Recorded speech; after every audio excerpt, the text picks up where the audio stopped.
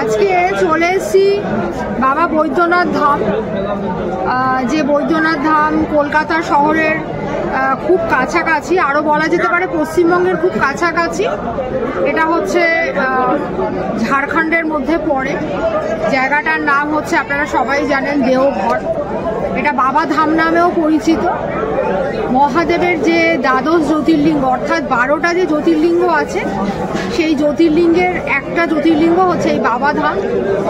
তো সেইখানে আজকে আমরা চলে এসেছি। এই মন্দির চত্বরে রয়েছি। আমার ঠিক পেছনে যে মন্দিরটা আপনারা দেখতে পাচ্ছেন, এটা হচ্ছে স্বয়ং মহাদেবের মন্দির, বাবা বৈদ্যনাথের মন্দির। আচ্ছা, এই যে 12টা জ্যোতির্লিঙ্গ আছে, এটা নিয়ে অনেকের মনে প্রশ্ন থাকতে পারে 12টা জ্যোতির্লিঙ্গ কি। আসলে এই 12টা জ্যোতির্লিঙ্গ হচ্ছে আদি এবং অনন্ত স্বয়ংভূ যে লিঙ্গগুলো, সেগুলোকে জ্যোতির্লিঙ্গ বলা হয়। বিভিন্ন জায়গায় সময়ের সাথে বিভিন্ন নিয়মে বিভিন্ন কারণে মহাদেবের এই জ্যোতির্লিঙ্গগুলো উদ্ভূত হয়েছে বিভিন্ন কারণবশত। এবং এই জ্যোতির্লিঙ্গগুলো আমাদের বিভিন্ন পুরাণে, বিভিন্ন বেদে, বিভিন্ন ধর্মীয় শাস্ত্রে, হিন্দু শাস্ত্রে এই জ্যোতির্লিঙ্গগুলোর উল্লেখ আছে। এর গুরুত্ব অপরিসীম। এই হচ্ছে জ্যোতির্লিঙ্গ। আজকে যে জ্যোতির্লিঙ্গটার যে মন্দিরে আমরা রয়েছি, এই হচ্ছে বাবা বৈদ্যনাথ ধাম। এই বাবা বৈদ্যনাথ ধাম বা এই জ্যোতির্লিঙ্গের উৎপত্তি নিয়ে নানা রকম ব্যাখ্যা আছে। সর্বপ্রথম যেটা বলি সেটা হচ্ছে আমাদের শিব পুরাণে এই জ্যোতির্লিঙ্গের ব্যাখ্যা আছে। সেই ব্যাখ্যাটা কি? সেটা হচ্ছে যে কথিত আছে যে স্বয়ং লঙ্কাপতি রাবণ কোনো একটা সময় ঘোর তপস্যা করে মহাদেবকে তুষ্ট করেছিলেন। মহাদেব তাকে যখন দেখা দেন, মহাদেব জিজ্ঞাসা করেন তার বাসনা কি। তো রাবণ তাকে বলেন যে মহাদেব স্বয়ং যেন তার সাথে গিয়ে লঙ্কায় অধিষ্ঠান করেন, তাহলে তার কোনো মৃত্যু ভয় থাকবে না এবং সে অমর হয়ে যাবে। যেহেতু মহাদেব রাবণকে কথা দিয়েছেন, অর্থাৎ প্রতিশ্রুতি দিয়েছেন যে তিনি থাকবেন, তিনি তার ইচ্ছা পূরণ করবেন, তাই জন্য মহাদেব তাকে আশ্বস্ত করেন। কিন্তু তাকে শর্ত এটাই দেন, ঠিক আছে আমি তোমার সাথে যাব, লঙ্কায় গিয়ে অধিষ্ঠান করব তোমারই সাথে। শর্ত হচ্ছে যে তুমি আমাকে লিঙ্গ হিসাবে আমাকে নিয়ে যাবে। এবং আরও একটি গুরুত্বপূর্ণ শর্ত, সেটা হচ্ছে যে তুমি এই যে আমায় লিঙ্গ হিসাবে নিয়ে যাবে তোমার কাঁধে বহন করে, তুমি ভূমিতে আমার লিঙ্গ রাখতে পারবে না। যে দিন যে মুহূর্তে এই লিঙ্গ ভূমিতে রাখবে, আমি সেখানে প্রতিষ্ঠিত হয়ে যাব। সেখান থেকে আমায় কোনোভাবে কোনো শক্তি দিয়ে সেই লিঙ্গটি কিন্তু উৎপাটিত করতে তুমি পারবে। রাবণ সে শর্ত অনায়াসে মেনে নেন। এবারে রাবণ চলেছেন মহাদেবকে নিয়ে লঙ্কার উদ্দেশ্যে। যেতে যেতে পথমধ্যে হঠাৎ করে প্রকৃতির ডাকে রাবণকে সাড়া দিতে হয়। এবং সেটি ছিল পরিকল্পনা স্বয়ং বিষ্ণু এবং শ্রী গণেশের। কারণ সত্যি এতে ভগবানরা অত্যন্ত আতঙ্কিত হয়ে গিয়েছিল যে স্বয়ং মহাদেব যদি লঙ্কায় গিয়ে অধিষ্ঠান করেন, রাবণ তাহলে অমর হয়ে যাবে, তাহলে রাবণের নৃশংসতা হয়তো আরও বেশি বেড়ে যাবে। সেই কারণে বরুণ দেবের কৃপায় রাবণের ওপর প্রচণ্ডভাবে নেচার কলিং, এক কথা যাকে বলে প্রকৃতির ডাক আসে। সেই প্রকৃতির ডাকে সাড়া দিতে গিয়ে রাবণ সেই শিবলিঙ্গটি কাউকে ধরানোর, কারোর হাতে দেওয়ার জন্য উনি লোক খুঁজতে থাকেন। হঠাৎ করে চোখে একটি মেষপালক ছেলের একটি দেখতে পান তিনি, এবং তার হাতে জ্যোতির্লিঙ্গটি দিয়ে তিনি তাকে বলেন যে কোনোভাবেই এটিতে যেন মাটিতে রাখা না হয়, সে এক্ষুনি ফিরে আসবে। কিন্তু সে যখন ফিরে এসে দেখে সেই মেষপালকটি উধাও এবং মহাদেবের সেই লিঙ্গটি মাটিতে সে বসিয়ে চলে গেছে।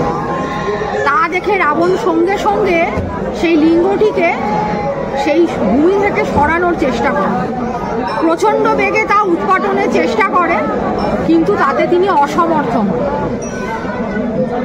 এবং যা মহাদেব রাবণকে বলেছিলেন যে একবার ভূমিতে তার লিঙ্গ যদি বসানো হয় তা কোনোভাবেই উৎপাটন করা সম্ভব নয়, ঠিক তাই হয়। রাবণ প্রচণ্ড ক্রুদ্ধ হয়ে ওঠেন এবং ভূমি থেকে সেই শিবলিঙ্গটি উৎপাটনের প্রচণ্ড চেষ্টা সত্ত্বেও তিনি তাতে ব্যর্থ হন।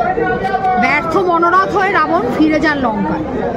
সেই থেকে এই বৈদ্যনাথ ধামের উৎপত্তি।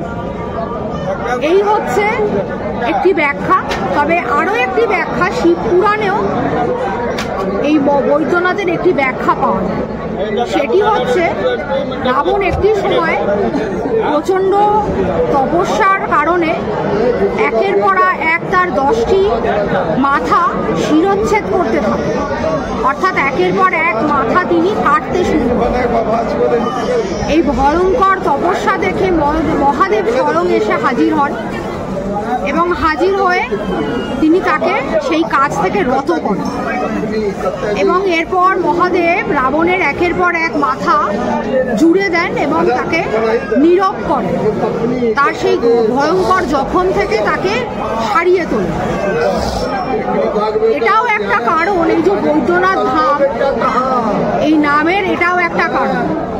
যেহেতু মহাদেব সেই সময় বৈদ্যর কাজ করেছিলেন, অর্থাৎ ডাক্তারের মতো তিনি শুশ্রূষা করে তুলেছিলেন রাবণকে, এটাও একটা কারণ যে এর নাম বৈদ্যনাথ ধাম।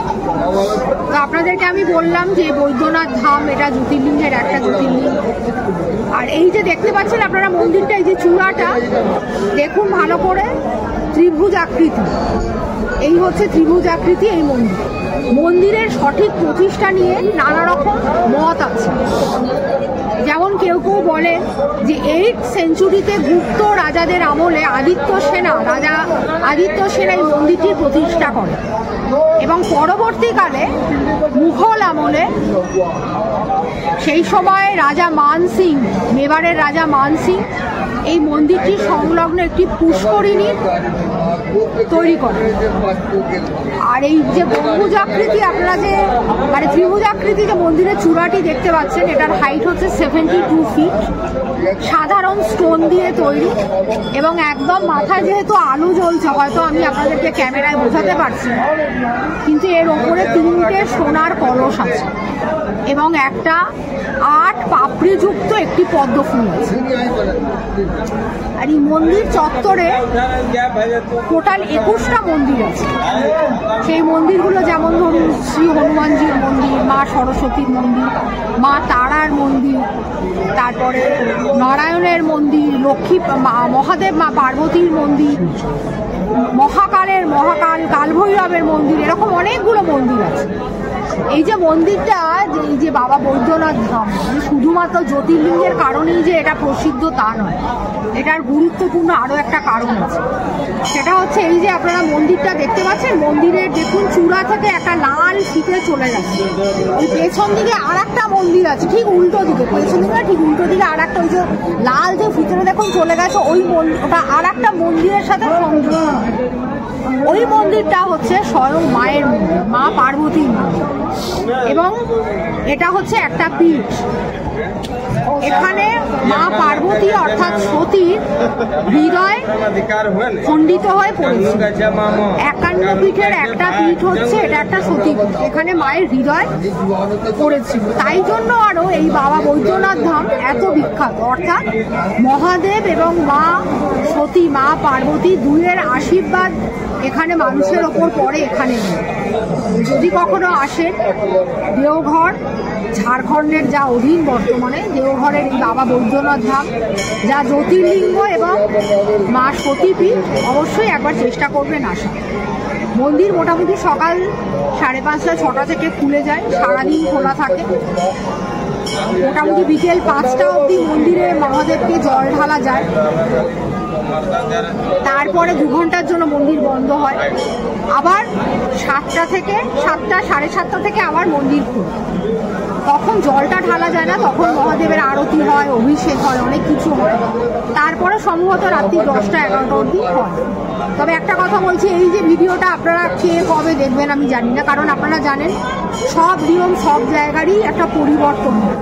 হয়তো এই ভিডিওটা যখন দেখছেন টাইমের হয়তো কিছু পরিবর্তন হলেও হতে পারে, কিন্তু আজকের দিনে যা নিয়ম যা সময় সেটা আপনাদের সামনে আমি তুলে ধরব। আর মন্দিরের আশেপাশে প্রচুর দোকান আছে ঠাকুরকে প্রসাদ নিবেদন করার জন্য, ভোগ কিনে নিবেদন করার জন্য, সেসব থেকে আপনারা জিনিস কিনে নিতে পারেন। এইখানে প্রচুর পান্ডা আছে, কেউ যদি মনে করেন পান্ডার সাহায্য নিয়ে পুজো দেবেন সেও দিতে পারেন, কেউ যদি মনে করেন পান্ডার সাহায্যের কোনো প্রয়োজন নেই সেভাবেও দিতে পারেন। মন্দিরে লাইন দেওয়ার জন্য কোনো পয়সা লাগে না, কিন্তু কেউ যদি ভিআইপি দর্শন করতে চান তার জন্য বোধহয় 250-250 এরকম একটা টাকা লাগে, আমি সঠিক জানি না। তবে আমরা কোনো ভিআইপি দর্শন করিনি, আমরা এমনি বিনা অর্থে যে সাধারণ যে দর্শন যেটা সেই দর্শনই করেছি, এবং আমরা মহাদেবকে জল দিয়েছি এবং তাকে স্পর্শ করারও সুযোগ আমাদের হচ্ছে। এই হচ্ছে বাবা বৈদ্যনাথ ধাম মহাদেব, তার এই হচ্ছে যা আমি যেটুকুনি জানি আপনাদের সামনে সেইটুকুনি আমি তুলে ধরলাম। যদি কখনো ইচ্ছা হয়, যদি ভালো লাগে, চেষ্টা করবেন একবার বাবা বৈদ্যনাথ ধামে আসার, বাবার এবং মায়ের আশীর্বাদ নিয়ে যাওয়ার।